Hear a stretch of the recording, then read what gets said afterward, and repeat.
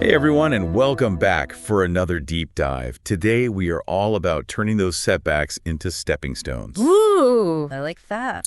We're going to be exploring the intro of Make Yourself Great Again and really unpacking this core idea of embracing second chances, or as the author puts it, take two. Nice. Get ready for some seriously inspiring stories like how Walt Disney's early struggles actually fueled his huge success. Yeah, it's really fascinating how the book reframes failure. It's not a dead end, Right.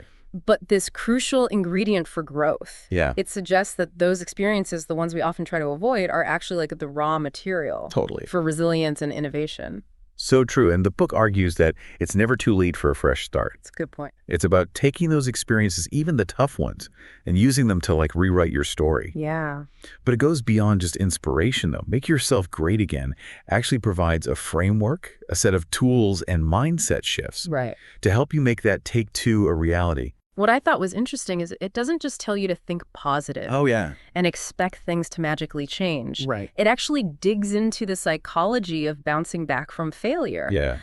For example, it talks about how reframing those setbacks can shift your perspective and unlock new possibilities. That's huge. It's about actively changing your relationship with failure, not just ignoring it. So important. And speaking of reframing failure, the book dives into some incredible examples of people who did just that. Yeah. We're talking about folks who faced rejection and setbacks, but used those experiences to fuel their journeys to success. Let's start with Walt Disney. Okay. Imagine being told you lack creativity Wow. and getting fired from your job. Oof. That's exactly what happened to him early in his career. It's almost hard to believe considering the empire of imagination he went on to create. I know, it's crazy. It makes you wonder, did those early criticisms actually shape his creative vision? Oh, that's interesting. Did they push him to prove his doubters wrong, and in doing so, tap into a level of innovation he might not have reached otherwise? That's such a good point. Yeah. Maybe those rejections forced him to dig deeper, to refine his ideas, and to develop a resilience that became like a hallmark of his success. Right. And it's not just Disney. The book highlights other fascinating examples, like Albert Einstein. Okay. He was considered a slow learner in school. Really? Can you believe that? The mind behind the theory of relativity struggled to keep up in a traditional classroom setting. It really challenges those conventional markers of intelligence and success, doesn't it? It really does. It highlights how limiting it can be to judge potential based on narrow criteria. Totally. Einstein's story reminds us that brilliance can manifest in unconventional ways, Yeah. and that sometimes it takes time and the right environment for those talents to truly flourish. And then you have Colonel Sanders, the face of Kentucky Fried Chicken. Right. He faced over 1,000 rejections before finding someone willing to franchise his now famous recipe. Imagine the perseverance it took to keep going after that much rejection. If we connect this to a larger theme, Yeah. it seems like the book is arguing that facing setbacks isn't an anomaly on the path to success. It's almost like a necessary part of the journey. Yeah. These individuals didn't just achieve success despite their failures, they achieved it because of them. So true. Those rejections became stepping stones, forcing them to refine their ideas, strengthen their resolve, and ultimately emerge even stronger and more innovative. It's a powerful reminder that setbacks are inevitable, but giving up is a choice. Yeah. And this book isn't just about external achievements. It challenges us to rethink what greatness really means. Interesting. It pushes back on the idea that greatness is reserved for a select few, those with extraordinary talents or accomplishments. What's refreshing is that the book suggests greatness can be found in everyday actions, Right. in living a life of integrity and in making a positive impact on the world around you, regardless of your profession or social status. It's about those small acts of excellence, those choices we make each day to show up as our best selves. The book has some compelling examples of this everyday greatness in action. Take Mother Teresa, for instance. Okay. She dedicated her life to serving the poor and sick in Calcutta. It wasn't about fame or recognition. Right. It was about those small acts of kindness, that unwavering compassion that truly made her great.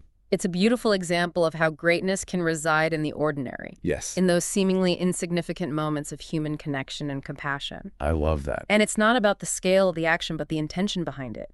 It's those choices repeated day after day that ultimately shape a life of true greatness. And speaking of impactful choices, Yeah. let's talk about Fred Rogers, the beloved host of Mr. Rogers' Neighborhood. Okay. He used the platform of children's television to teach kindness, acceptance, and emotional intelligence. So, His gentle approach and genuine care for his young viewers touched generations. his story shows how impactful those everyday acts of kindness can be, especially when amplified through a platform like television. Totally. He understood the power of media and used it to spread a message of love and acceptance, proving that greatness can be found in unexpected places. Absolutely. It reminds us that we all have a platform, whether it's our family, our community, or our online presence, and we can use it to share our unique gifts and make a positive impact. And then there's Mahatma Gandhi, whose philosophy of nonviolent resistance really sparked a movement. Yeah. The book points out that his greatness wasn't about like holding a powerful position Right. or forcing people to follow him. Right. It was about that unwavering commitment to his principles and the courage to lead by example, Yeah. even when he was facing so much opposition. His story is a powerful reminder that true leadership isn't about dominance. Right. It's about inspiring others through your actions Totally. and your unwavering belief in a cause greater than yourself. So It also highlights how seemingly small acts of resistance, when rooted in conviction and repeated consistently, yeah, can create a ripple effect that leads to monumental change. it makes you think about the power of like individual choices Yeah? and how those choices, when aligned with a clear purpose, can contribute to something so much bigger than ourselves. Right. And sometimes greatness comes from the most unexpected places. Absolutely. The book tells the story of Osceola McCarty, a washerwoman who lived a pretty simple life. Her story is so incredibly moving. Right? She diligently saved her money throughout her life. Wow. And at the age of 87, she donated $150,000 of her life savings to fund scholarships for African-American students. That's amazing. It wasn't about seeking recognition or praise or anything like that. Right. It was about a deep-seated belief in the power of education I love that. and a quiet yet profound desire to make a difference in the lives of others. It really challenges those like conventional notions we have about philanthropy and what it means to leave a legacy. It's not always about grand gestures or massive donations. Right. It's about those acts of generosity, no matter how small, that come from a place of genuine care and a desire to make the world a better place. Absolutely. It's like turning that whole idea of power on its head. Right. It's not about being at the top of the hierarchy, Right. but about using your position, your influence, and your resources to empower and uplift those around you. Absolutely. And this idea of service isn't limited to religious contexts. It's a principle that can be applied in all aspects of life. It is. It makes you think about how we can each embody this principle in our own unique ways, Yeah. whether it's through our work, our relationships, or our involvement in our communities. Right. And speaking of embodying these principles, the book introduces a practical framework for achieving personal transformation that it calls the MYGA framework. Cool. It stands for Make Yourself Great Again, and it's all about aligning your actions with your purpose and using your strengths to make a positive impact on the world. And the book emphasizes that this framework isn't about achieving some grandiose vision of success or becoming a superhero. Right. It's a beautiful reminder that true fulfillment comes from a combination of personal growth, purpose-driven action, and a commitment to making a positive difference in the world. Absolutely. But the book goes even further, exploring another layer of what it means to make yourself great again.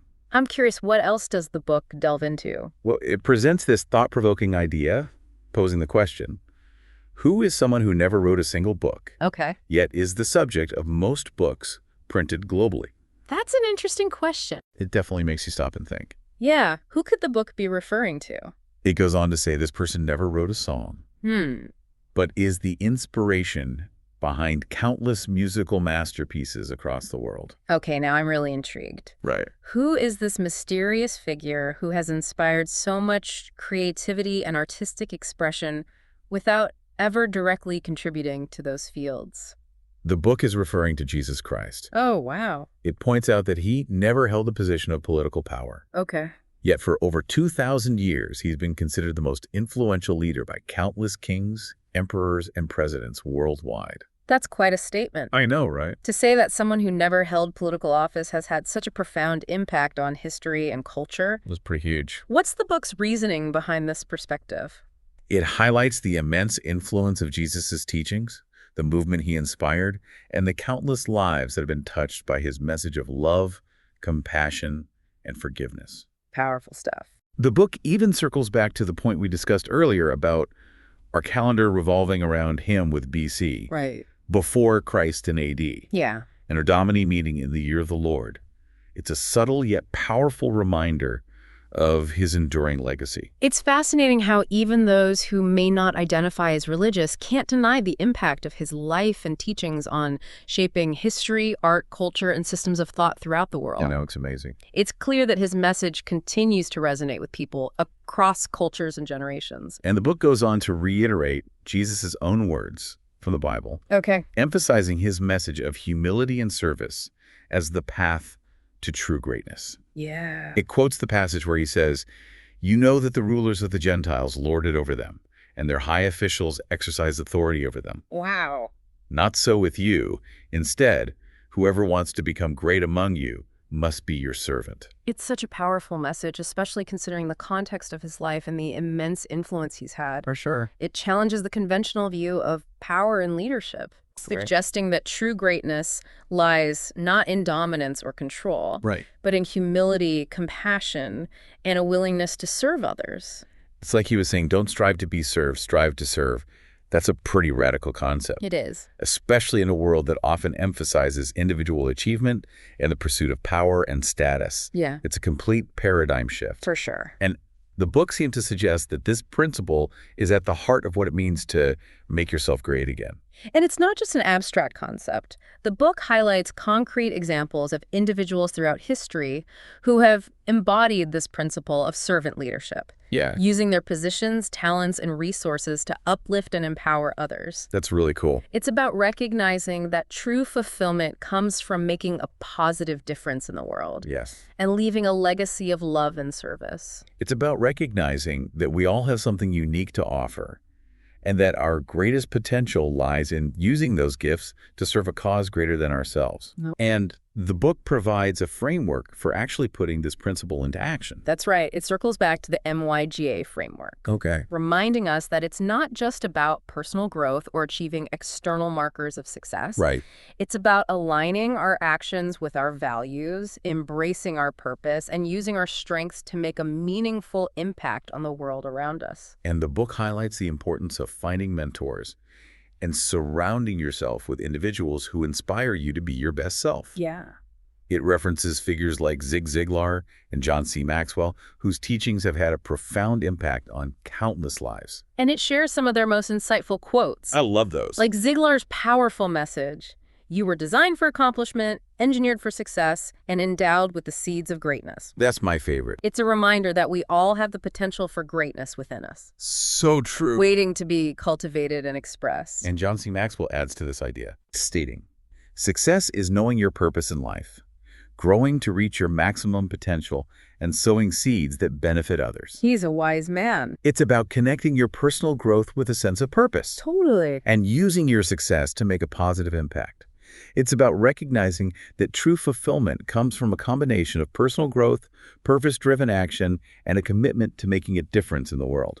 It's a beautiful reminder that our lives are interconnected Yeah. and that our actions, no matter how small they may seem, have the power to create a ripple effect that extends far beyond ourselves. Totally. But the book doesn't just leave us with these inspiring ideas. Right. It provides concrete steps for putting these principles into practice. It encourages readers to identify their unique strengths and passions, Right. to set meaningful goals, Yeah. and to develop habits and routines that support their journey of personal growth and transformation. It's about taking those inspiring ideas and translating them into actionable steps that we can incorporate into our daily lives.